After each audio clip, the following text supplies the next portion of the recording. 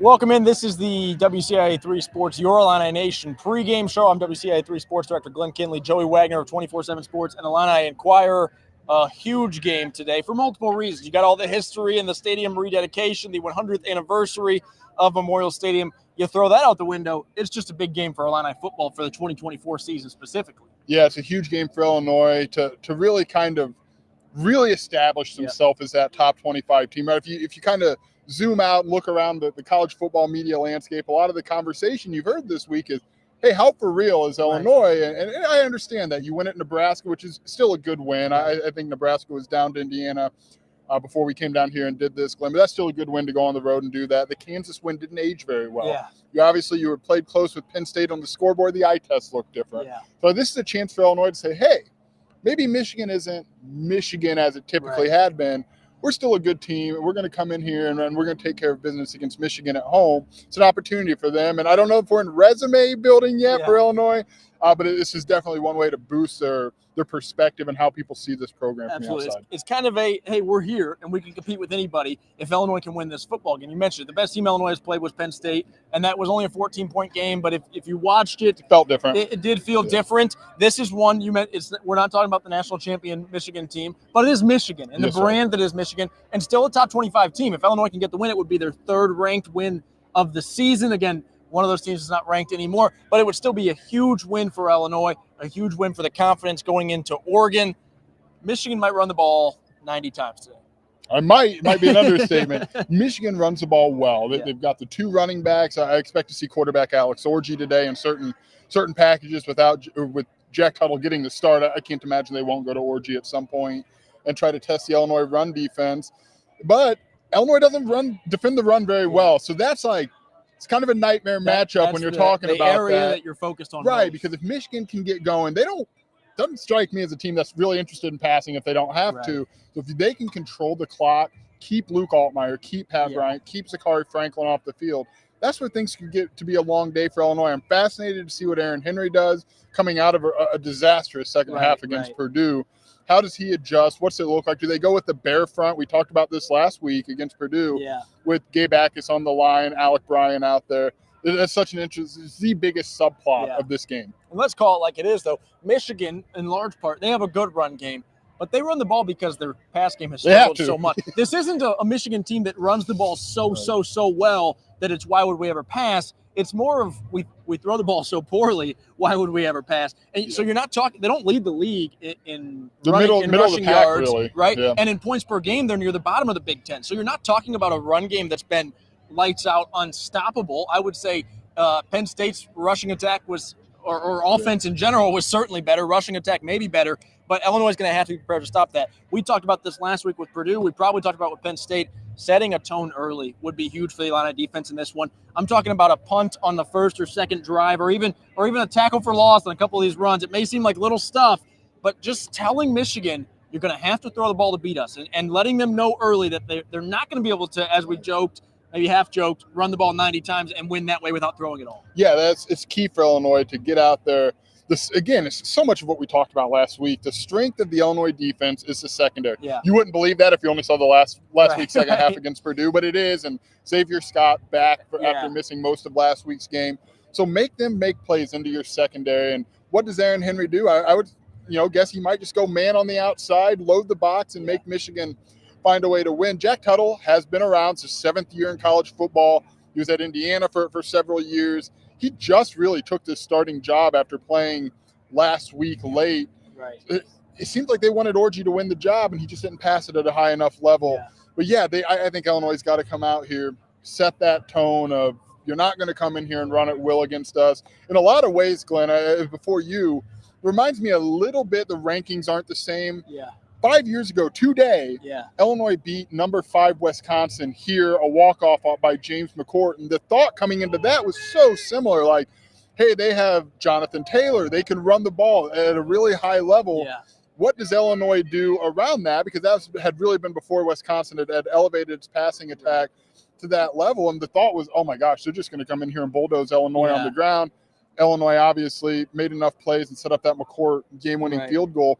5 years ago. I don't know if Illinois can tap into any of that again today, but they cannot let Michigan run at will and keep Luke Altmaier off the field. It's 2 games in a row that the Illinois defense has not forced a turnover. After that was their bread and butter through the first 4 games.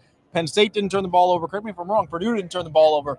That could be a factor in this one. And we're going to be repeating ourselves, but it all starts with stopping the run. You got to make those quarterbacks make throws they're not comfortable with, make throws they maybe don't want to make on a 3rd and long where they say, he's not open, but I got to throw it to somebody. And getting those turnovers will be big in this one. I think Luke Altmaier and the Illinois offense is firing on all cylinders right now. We'll talk more about them next, but a turnover or 2 for the Illinois. And it comes back to putting quarterbacks in situations they're not comfortable in. And for Tuttle, he hasn't been in many situations this year because he hasn't played much this year. He's played a lot of college football, but he hasn't played a lot this year. We saw it with Dylan Raiola. They were able to put him in situations he had been in. We saw it with Jalen Daniels because he had been out for a while. They were able to put him in situations that he had maybe been in, but it had been a year and a half.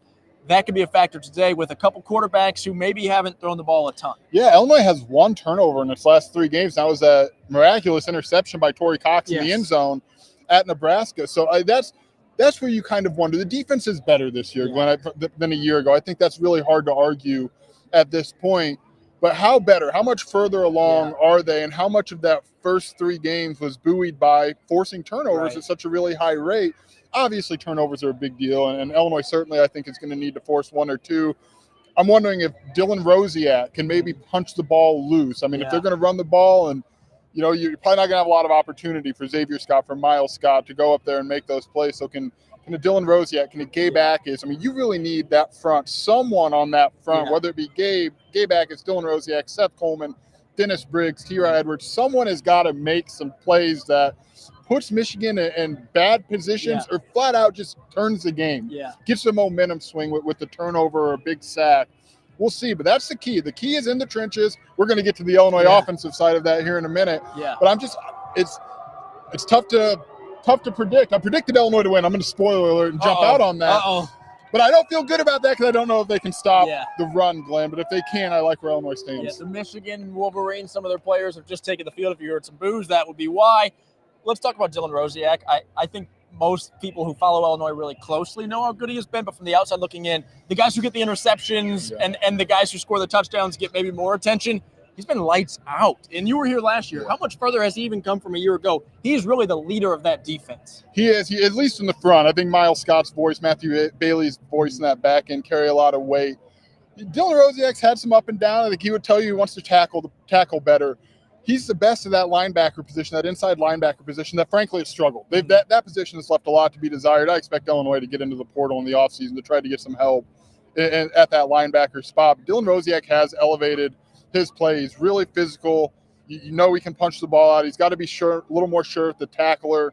And I wonder about him in coverage. Can Matthew Bailey, we should get to that here soon with Colston Loveland, the really good Michigan tight end. Dylan Rosiak has elevated his play a little bit here, and you just need more consistency from that defensive front, especially in the run game.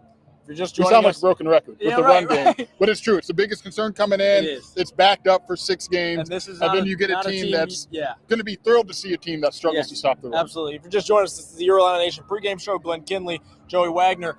Let's talk about the Illinois offense. Obviously looked really good last week. Just continued to answer. And it's the exact opposite of what we were just talking about with the Michigan offense, the Illinois defense, of Michigan going to run the ball over and over. Can Illinois stop the run? It's Illinois loves to throw the ball, and Michigan has struggled to stop the throw. Michigan's defense has, or stop the pass game, I should say. There has to be a little bit of run game, though. Does there? Or maybe not. Maybe it's like if they can't stop our pass game, just keep throwing it.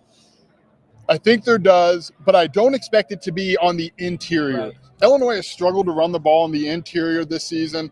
And, oh, by the way, Michigan has 2 projected first-round picks at defensive tackle, and Mason Graham and Kenneth Grant, who Illinois recruited hard out of high school. He obviously went to Michigan. He's had a heck of a career. He's big. He's fast. He's got everything you want in a defensive tackle. So can Illinois get the outside run game going? Is that an Aiden Lawfer? Is that Khalil Valentine? Though I really worry about Khalil Valentine's ability to pass protect back there. Can Josh McCray get some of those stretch runs going? I don't think Illinois is going to be stubborn about trying to run the ball inside. It's just it doesn't match up well against this Michigan team. So do you get it outside? I think the thing I'm really looking for is, can they use the short passing game into the flats? Can they use that as an extension of the run game? Yep. That's right. And we saw it last week. Colin Dixon had a short pass, and he had yards after the catch. He's strong. He's fast. He's kind of a bowling guy, a little bit different physically than what they have at wide receiver. Pat Bryant, you got really good video of him showing the strength on some of those yards after the catch. Zachary Franklin. So if you can't run, can you just get into the flats and let your playmakers, your best playmakers are at your wide receiver spots? And it's probably not close right now with Caden Fagan out for the foreseeable future.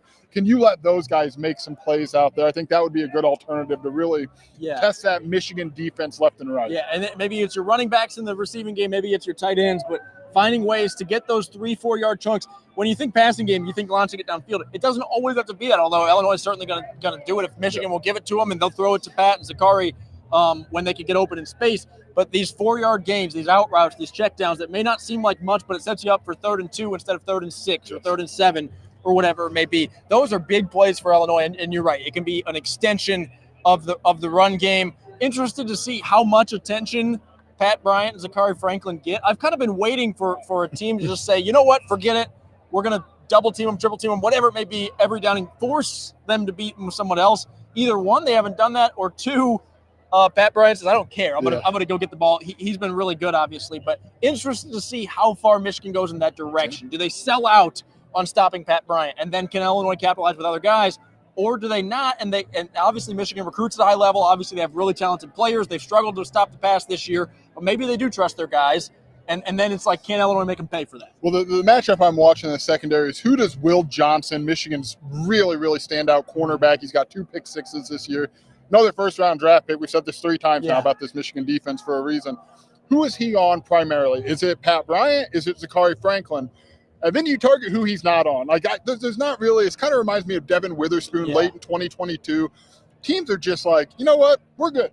We're not going to throw it near this guy because he's a problem. And Illinois could probably – that's the bonus of having 2 wide receivers on the outside that you can test is, okay, maybe Pat Bryant, this isn't his game because Will Johnson's on him. Zachary Franklin, it's yours. Colin Dixon, it's yours. Maybe some of those tight ends. That's the matchup. And then if they switch to the other guy, well, then, hey, now you've got Pat Bryant back. I'm really fascinated by that because Jair Hill, the other starting cornerback, Illinois pursued him heavily out of high school, out of Kankakee. Obviously, he goes to Michigan. He struggled a little bit. This Michigan pass defense leaves a lot there for Illinois to maximize if they can do it, if they've got time, if they can pass protect and get down there and do that. But, yeah, that's the matchup is where's Will Johnson and throw anywhere not near him and see what you can figure out on offense. Also interested to see if Luke Altmaier runs the ball more today than he has in recent weeks. With Caden Fagan out, that can be almost an extension of the run game, but it would just be the run game if he ran. But we saw it a little bit last week. I think he had 60 rushing yards, but the way that college he had 72 on one drive. He had 70. I think he had counting 90. sacks. I think he had 90 total if you take out the sacks. Yeah. So he was really good in the rushing attack. It almost was like a light bulb moment in that second half on that one drive where Illinois was like, wait a minute, the quarterback runs wide open. Yeah. Interested to see how that plays out. But it starts, I think, with almost establishing, and maybe it doesn't because Michigan knows going in that you can do this. But last week, I don't know if it was early on. It was on that first series. They hit Colin Dixon on a deep route for, I think it was 41 yards. I may be wrong. But that almost set it up and said, you better back off a little bit, right? And then that opens up opportunities for Josh McCray. That opens up opportunities for Luke Altmaier to run. I think Luke will run the ball more today. I don't know about more than last week, but more than he had in weeks before that, because, in large part because Caden Fagan's out. And that ties into that short passing game we were talking about because it's all together. It's RPOs, right? And it gives Luke Altmaier 3 options. You can go to the flat for one of your playmakers. You can give the ball to Josh McCray, or you can keep it. And that is the thing that really makes him operating this RPO a challenge is he can keep it and he can be a factor with his legs. So suddenly defensive have to kind of plan for 3 different scenarios here. And you're right, they unlocked a little bit more of that running game with Luke Altmaier last week. I would imagine they're probably going to try to get into that a little bit more because he's not running up the middle, guys. He is running on the edges. Yeah. And that is where if Illinois is going to find some space, it's going to be out there. And some keepers to keep the defense honest, absolutely. And then suddenly you've got to figure out a number of things to try to defend this offense. So I would expect to see that today. Yeah. With Joey, I'm Glenn. We're with you for 10 more minutes here. You guys cover recruiting very closely, you and Jeremy both. How much would a win today do for recruiting? I don't think many commits or recruits base their decision on one game, but it goes back to what we were talking about just to open the show, Glenn. You really establish yourself as not not a fun story that's going to fade off at the end of the season. There'll be a bowl game, yes. And we say that, and people might say, well, they're ranked number 22, and they are. but if you look at ESPN and some of the metrics, Right. the football power index are in the 50s. So there's still a lot left to show. You come in here in front of a sold out. People are bought in. We've talked about that before. Yeah, People are bought in with this team and what they're able to do. They got a lot of recruits. I'll tell you, J.C. Anderson from Mount Zion, the 4-star, is here. He was here against Kansas. Braden Trimble, his teammate, and a commit in 25 is here. Max Sutter from Dunlap, another 4-star tight end, is here. They've got a couple quarterbacks on campus. You just show that, hey, this vision that Brett Bielema, for a lot of these kids that he's recruited for several years, it's been a vision. And you had the 2022, but that faded off last year when you really started going after these 26 kids in full force. You can say, hey, this is happening, right? And people are bought in, and there's something going on here. And, you guys are the missing piece to whatever the pitch is. And there's a pitch all the time. There'll be a pitch if they lose, right? Yeah. But it's a big deal to come in here and back up. And again, they've got a good visitor. Yep. We talked about this against Kansas. Feels like they're kind of pushing their chips in, like, hey, the environment's going to be good. Right. We believe we can win this game. Come here, be a part of it, and see what happens. So, yeah, I don't know what that one kid is going to say. Absolutely, I'm in after Michigan, that. I'm in, yeah. Yeah, but I think it just goes a long way in program perception. And for Brett Bielema, I know it's his 4th year, and I know he had the breakthrough in 2022. But you're kind of fighting against that in a lot of ways, especially in state when a lot of these kids, the only history they've seen of Illinois has been bad football. Right. So I know it sounds like a broken record to keep going back to that, but you are trying to push past that and trying to be more than just that fun story before things come back down to earth. And I think a win would really elevate them, continue to push them forward on some of these kids. And they've got a lot of high priority, highly ranked kids here. You mentioned the sold out crowd. I want to talk about that, and I want to get your input. But I think that what we need from the Illinois crowd, and Brett Bielema hinted at this early in the week, is not just to be full, like not just to be a packed house, but it needs to be like loud and through the roof energy. I think we've seen a full house, and even against Kansas, it was full, and it got loud at times. But I go back to that Penn State game. I'm not asking this to be 109,000 because I don't know how exactly we would squeeze them in here. But if there was 109,000 people in that stadium, 108 of them didn't have a voice the next day because they were going nuts on every third down or every first down for that matter. Every single time Illinois went out of the ball to snap the ball, I was like, are they going to get this play off? It was every time. Illinois needs some of that. I wish the student section was a little bit closer to the field. But when Michigan's going that way, or if Michigan's coming this way and they're backed up far, it has to be unbearable. That's what it needs to be today. I think you're going to have a lot of people here today who are here because of the history and maybe here, alumni or whoever it may be. But anybody who can yell needs to be yelling, because I think a loud environment and a rowdy environment makes so much more difference than just the attendance number. Well, hey, let's be honest. They've been telling us it's a beautiful day. Yeah. The tailgating lots are full. They're going to be in here, and they're probably going to be having a good time before they get in here. So I think that would help. But now we have to say the other part of this, Illinois got to do its part. If you go down 7, if you go down 10 early, what's the incentive to really be dialed into this? And I understand that. Like, I understand that at Penn State it's just forever, right? It's forever noise, and it never stops. But you got to give these fans some reason to not feel like, here it goes again. Michigan man unencumbered, for the first drive. And how are we going to stop that for 4 more quarters? Yep. So they've got to back it up on their end too here. But, yeah, you're right. You got to create, at some point, a home field advantage when you've got these sellouts has got to be created. Oh, boy, here come the specialists. Some of the Illini specialists in the throwback uniform. Hugh Robertson, 30, was probably watched Red Grange live. I mean, he's been around for a little bit here. We're getting our first look at those new uniforms. There's expected to be some special pregame stuff. I think the CBS broadcast that will air on WCIA will have some interesting or special stuff. Upwards of 30 cameras. I'll just say that right? They've got 30 cameras, pylon cameras, first down cameras. There we go. I think they've got more here than typically for some NFL games. So this is going to be – CBS is pushing its chips in on this. It's going to be a heck of a production. Yeah, it should be really, really exciting. How much time we got left here? 5 minutes? 5 minutes. You threw out the prediction already that you think Illinois is going to win. I like to do these random predictions. Yeah. Not result prediction, but who's going to have a big game, who's going to have a sack. I'm going to go with Hank Beatty finding the end zone today. Hank Beatty has been a really fun story, and good for Hank Beatty because he lost. His thing was punt return, right? And he's shown some ball security issues. He gets benched. Coming out of training camp, obviously, Mac Resetich struggles as a punt returner. Hank Beatty takes that, and now he's finding his way offensively. He's really reliable. You saw that at Rochester. Yeah. But he's starting to be able to – it looks like he's putting it together. I like that pick. I feel like we're cheating at some point if we're taking Pat Bryant and Zachary Franklin every game. But Colin Dixon, that's starting to happen. So we just took 2 guys in the slot. and I think you'll see both of them. But the Colin Dixon train is starting to build some speed here, and I think you're really starting to see why he was such a good win for them when he decommitted from Wisconsin following the coaching change, and why Illinois really went out to get him.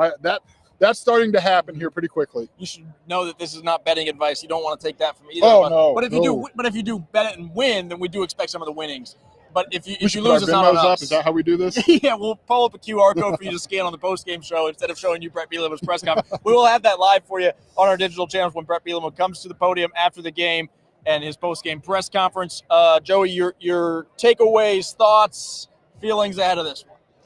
If Illinois can, and we say stop the run, that's not what we mean. We don't mean hold Michigan to 60 rushing yards. Yeah. You've just got to contain that, and you can't let them beat you exclusively on the ground. You've got to make them make throws. How much of this bend but don't break defense can they kind of unlock here today? That's what it is to me, and we spent so much time talking about it. I wish I had something more creative to say, but you've got to contain that. That is simple, but not easy. Story of this football game. Is trying to slow down this rushing attack and making a team that doesn't want to throw the ball and can't really throw the ball effectively throw the ball. They are ranked 131 nationally. They average 115 passing yards a game. You've got to make them try to throw the ball because they clearly are not comfortable doing that. Yeah, I would also say this as we wrap up here shortly. Luke Altmaier, if Illinois can get a win today and if he looks as good or close to as good as he looked in recent weeks, it's time for Luke Altmaier to start getting some recognition here and start getting some.